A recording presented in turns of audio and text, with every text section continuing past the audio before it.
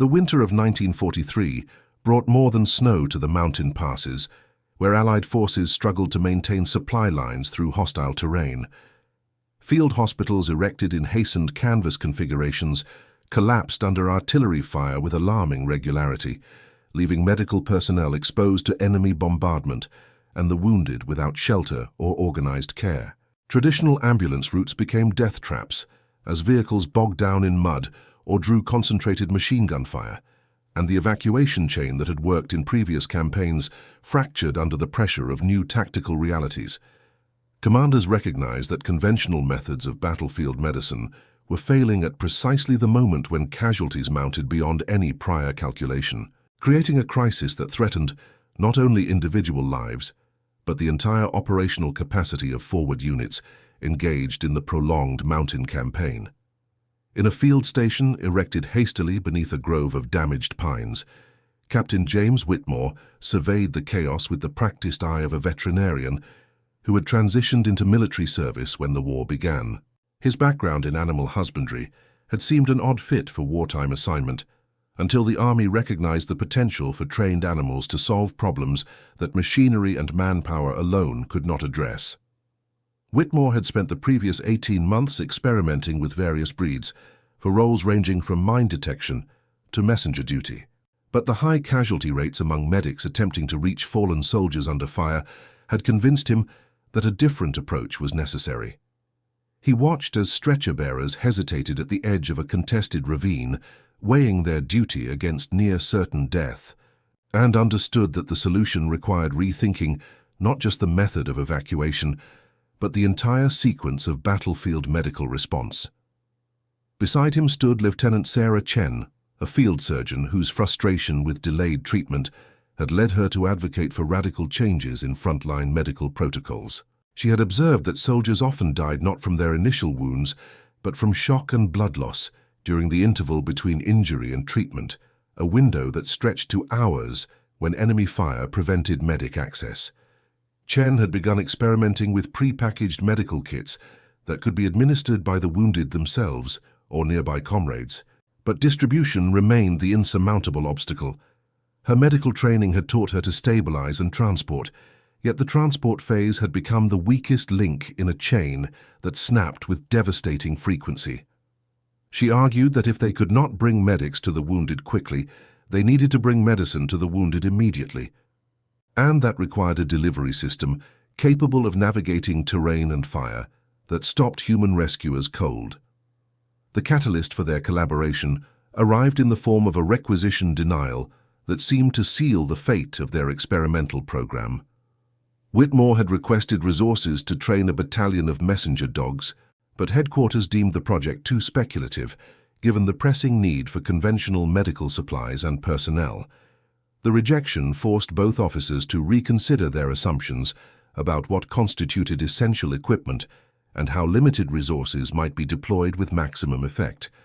Rather than accepting the decision as final, they began sketching scenarios where a single highly trained animal, carrying carefully selected medical supplies, could reach multiple casualties in the time it would take a human medic to crawl halfway to the first wounded soldier.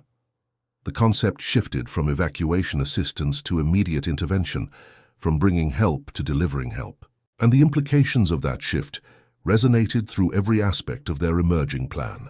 What neither officer fully grasped in those initial discussions was how their separate frustrations were converging toward a solution that would redefine battlefield medicine not through technological innovation, but through the application of ancient principles of animal partnership to modern combat conditions.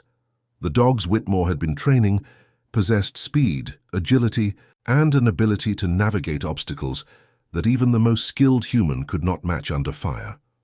The medical protocols Chen had developed concentrated life-saving interventions into compact, lightweight packages that required minimal training to deploy. The marriage of these two elements, animal capability and medical efficiency, created the possibility of a response system that operated independently of the traditional command and evacuation structure.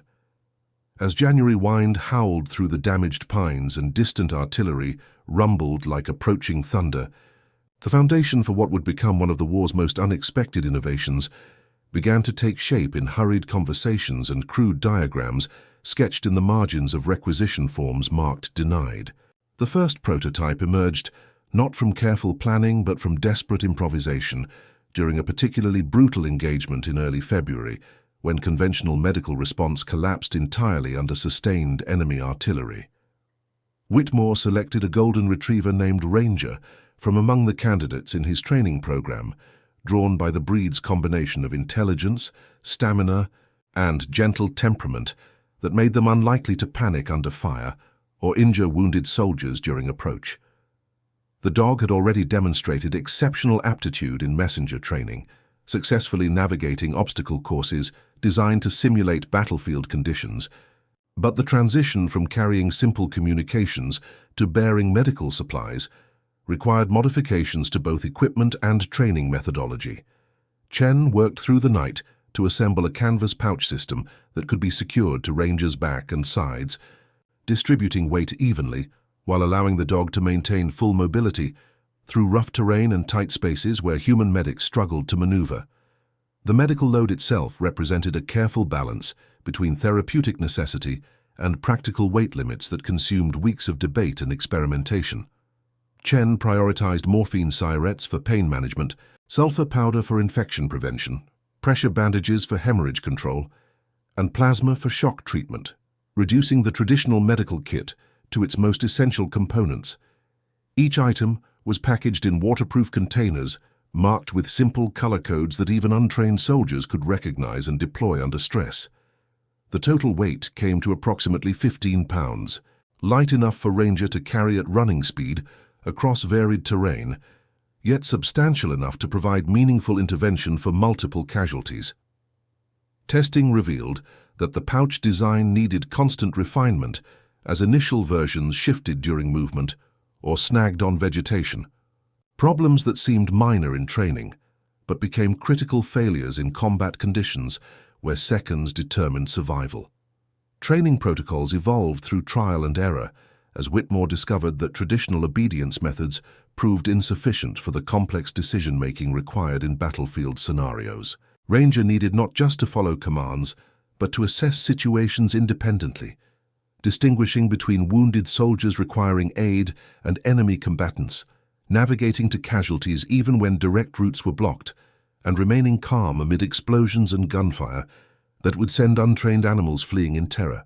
Whitmore developed a graduated exposure system that began with distant recordings of battle sounds and progressed to live fire exercises where Ranger learned to associate the chaos of combat with the reward of successfully reaching a simulated casualty. The breakthrough came when Whitmore realized that the dog's natural retrieval instinct could be channeled not toward bringing objects back, but toward reaching designated targets, transforming an innate behavior into a life-saving skill. The first field deployment occurred almost by accident when a patrol came under fire just beyond the perimeter of Whitmore's training area, and 3 soldiers fell in a position too exposed for medics to reach safely. Whitmore made the decision without seeking authorization, loading Ranger's pouches with the medical supplies Chen had prepared and directing the dog toward the sound of cries for help that echoed across the contested ground. What happened next unfolded with a speed that left observers struggling to comprehend the sequence of events.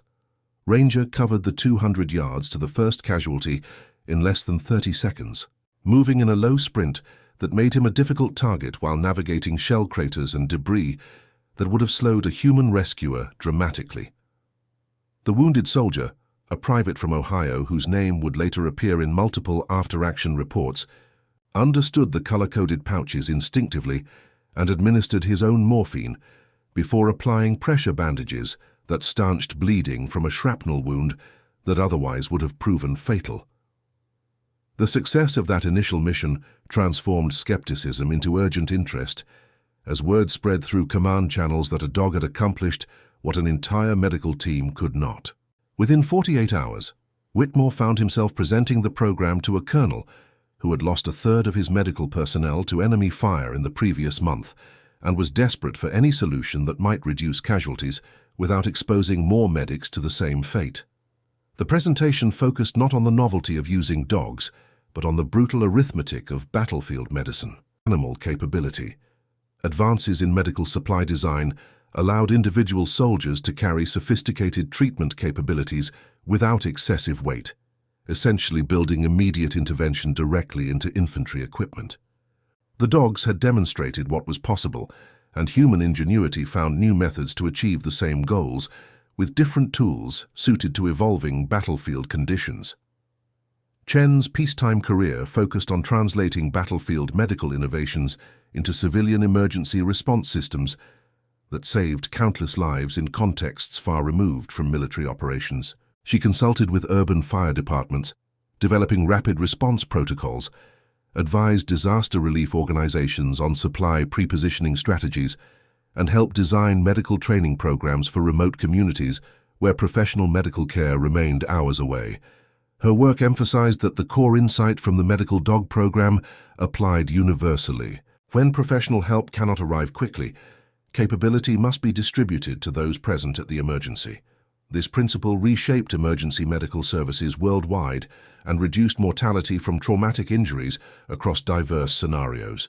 The medical dog program achieved a permanent place in military history, not because of the specific method, but because it demonstrated principles that transcended its particular implementation.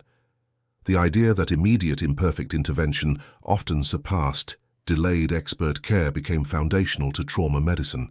The recognition that systems designed around constraints rather than ideal conditions proved more resilient, influenced organizational design across domains.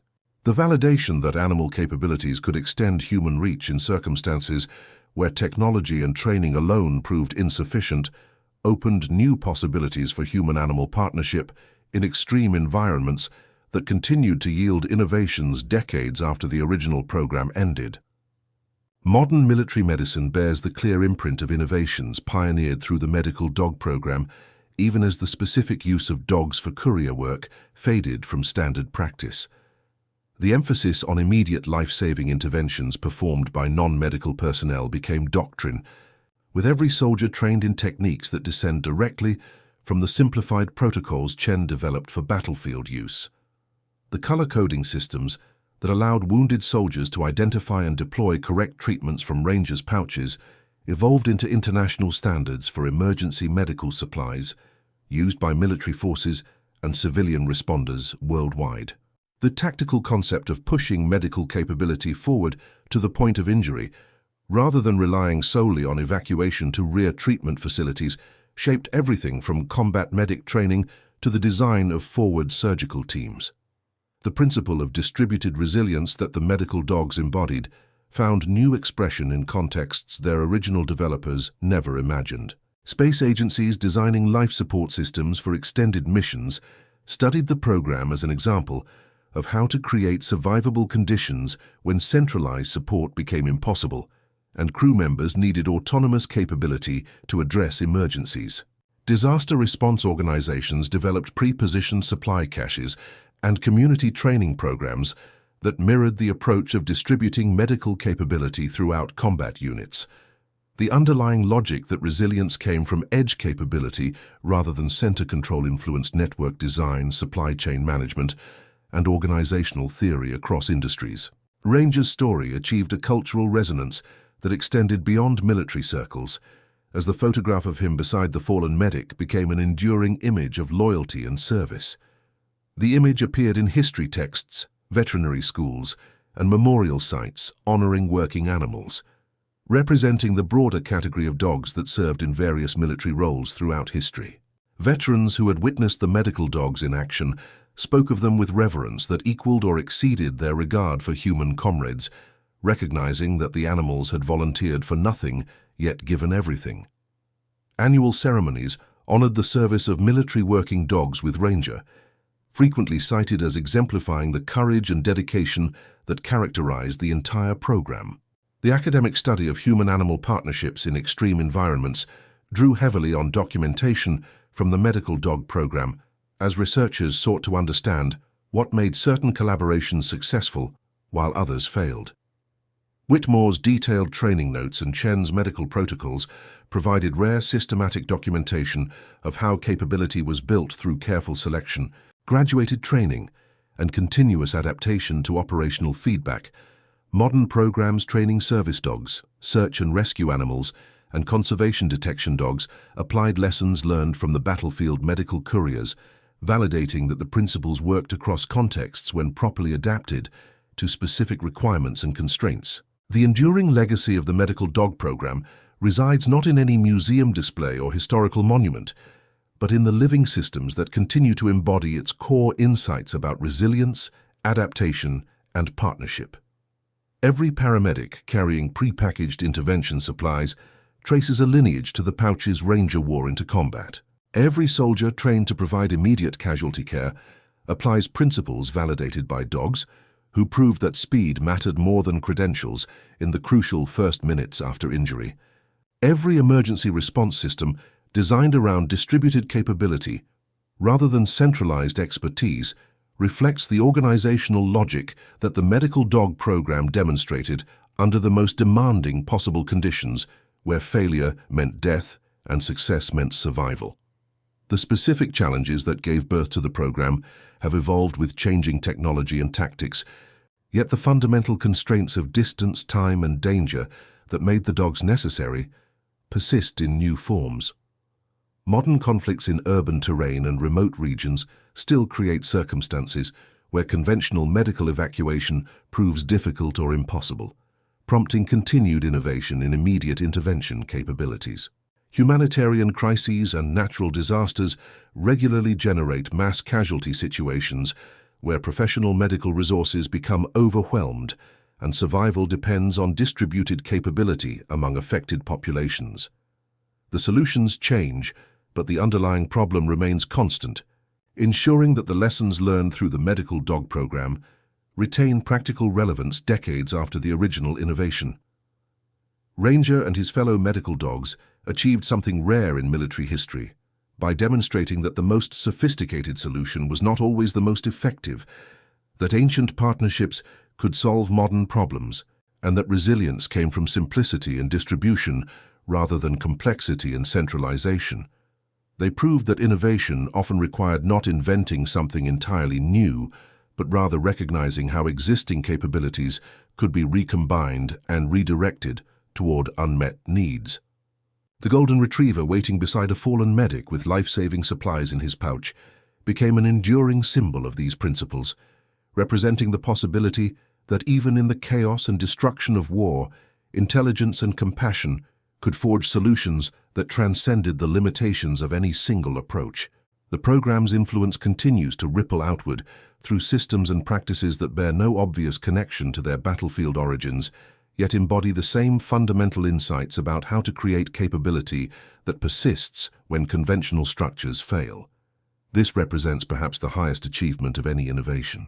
Not merely solving the immediate problem, but revealing principles that prove applicable across contexts and generations. The medical dog served their moment with distinction, and in doing so illuminated truths about resilience and partnership that remain as relevant today as when Ranger first carried hope across a contested battlefield where human courage alone could not reach those who needed help most desperately.